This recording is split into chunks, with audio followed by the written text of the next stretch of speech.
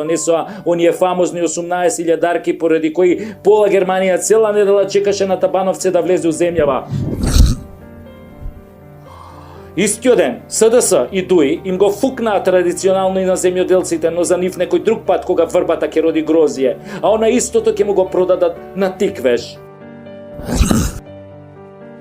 Пензионериве во северна наша Вукојебина се познати по тоа што иако за време на режимот пензијата нон-стоп им растеше, иако бесплатно се возеа со автобуси на жичара, иако сите одеа по 5-6 пати бесплатно во бања, не можеа да ја одолеат на лажната носталгија по комунизмот и со своите ценити гласови ни го донесоа црпнатиот Зоќе до 48 пратеника, што потоа беше доволно за да ја украде владата со зелениве демократи од ДУИ.